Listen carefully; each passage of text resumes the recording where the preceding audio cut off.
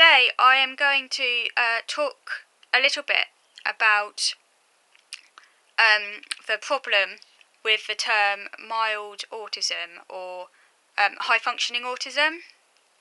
So these terms are often bandied about to describe people a little bit like me who are very eloquent and expressive and articulate and can talk very, very well and have maybe some degree of insight into their problems because of having a quite high verbal IQ. And I think people sometimes use these terms, mild and high functioning, as a way perhaps of trying to make a person feel better, like a little bit like a compliment, saying kind of, oh, well, you must be very mild, as if that was like a good thing, as if, you know, it would be really horrible and bad if for autism, you know, if you were like, say, some other fictive person with autism that presumably has it far worse than you do, sort of thing. So sometimes I think these expressions are maybe used with the best of intents as a compliment, and perhaps also maybe the person is not entirely sure what to say when a person has expressed that they're autistic. So it's just a kind of something that just automatically pops out of their mouth without really thinking too deeply about the repercussions of coming out with these things. But actually, for the person at the receiving end of these comments, the term mild and high functioning can actually be very upsetting. Not always. Some people are okay with those terms. Some people actually like to be. This is why, obviously, it's very complicated because no two people with autism are the same. And some people with autism might be okay with the terms mild and high functioning and use those words to describe themselves, and that's absolutely fine because everyone's different. But it is important to understand that not all people with autism like to be told that they're mild or high functioning. So it's important when just to try and think before coming out with these terms, because they're not always complimentary for the person at the receiving end, even if that's your intention. So the issue here is that the main issue, I would say, is that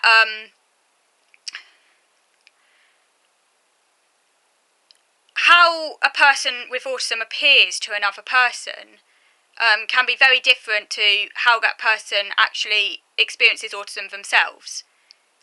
So it's common for someone to think that if a person with autism is not displaying obvious autistic behaviours, and usually those are like very stereotypical behaviours, very obvious, say for example, not making eye contact, not responding when spoken to,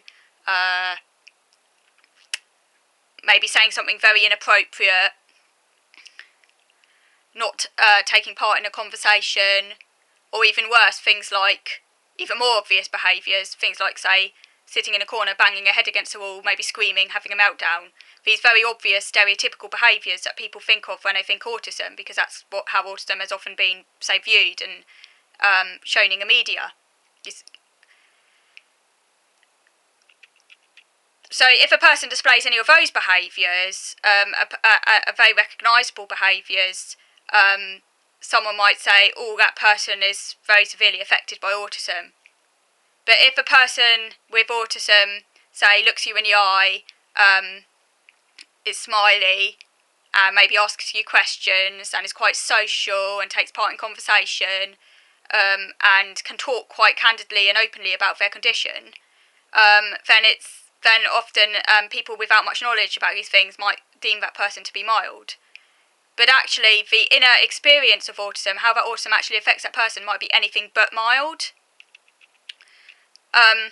So in my case, for example, although I can do all those things, and I can appear very social, and I can talk very well, and I can smile, and I can engage with people, obviously as long as it's obviously only on my terms and in controlled scenarios. But I can do that to some extent. This, for me, it's not at all easy. It's very, very hard. It's something I've had to learn, really intensively learn over the years, and still does not come naturally to me, and is incredibly hard work. It's incredibly draining, and causes me a lot of tension and a lot of stress.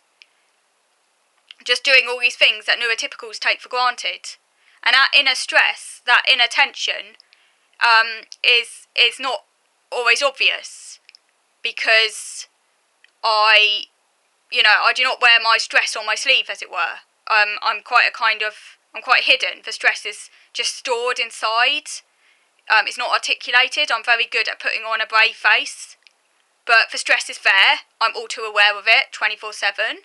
So there's nothing mild about my autism and how I experience autism. And because of my autism, like I say, although I can put on a face, like put on an act, it's actually, in autism parlance, it's called masking or camouflaging. Like, if you like, hiding the autism, which is why autism is actually an invisible disability, because you can't always tell that a person is autistic. So masking, I'm very good at masking.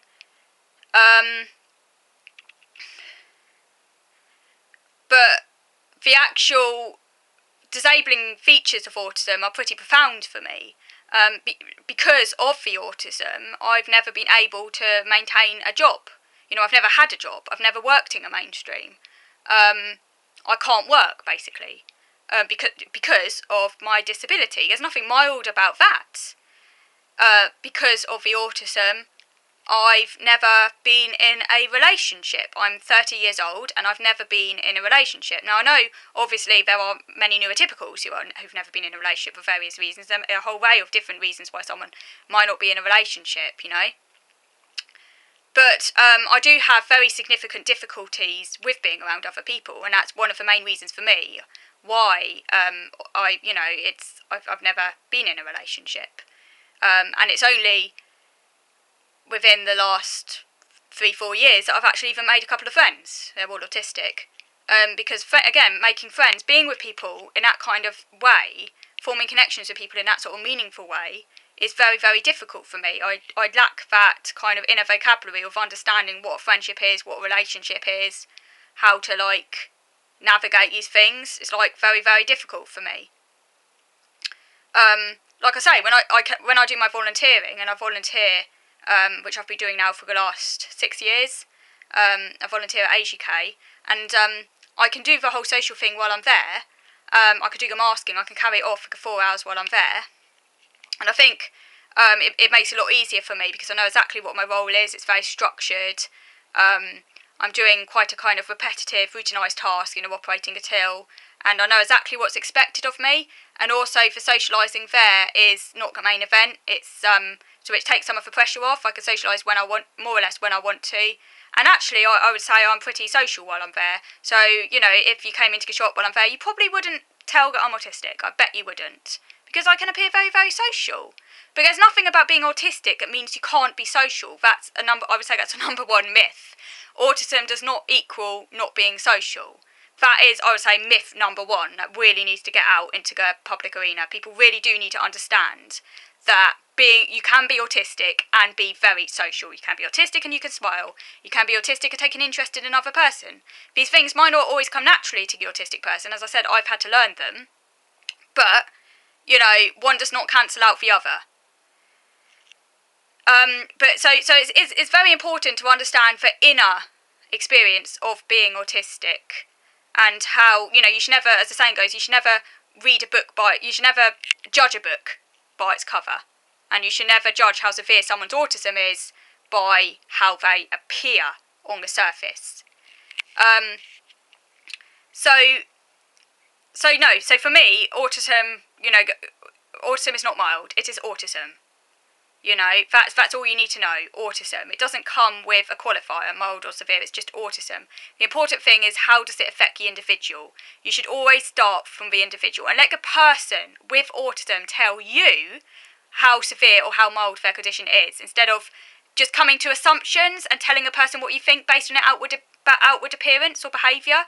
I mean, you could be someone with autism who has very obvious external behaviours, and yet, if that person themselves might maybe not see their condition as severe, and vice versa. So, And obviously, if someone's non-verbal, they can't outwardly tell you. But if a person can speak, you should take a word from them and not assume that they're mild just because they're not displaying obvious autistic behaviour when you don't know what's going on inside them. You don't know, all the things that they find really hard to do, the whole life story and everything. And like I say, being autistic does not cancel out being able to achieve certain things, and just because you've achieved certain things, again, doesn't mean your autism is necessarily mild. So, for example, in the future, maybe I will have a relationship, but it doesn't mean that just, if I have a relationship, say, in the future, that I've suddenly gone down to mild status. All it would mean is that maybe I've been very lucky and I've met someone who's very understanding, or, that I've really pushed myself, and really exerted myself in that area or what have you, because we all develop, we all learn. We're human beings, we all develop, but that doesn't mean that the actual autism has become any more mild or any more severe necessarily. Okay, so so I'll finish the video on that note, but I just wanted to really do this video to just get people to think a little bit more about why the terms mild and severe might be problematic. I'll be doing further videos on this point, because there's quite a lot to say on this area, particularly around the term high functioning that I haven't really touched upon, but I'll finish now. Okay, so thank you for listening.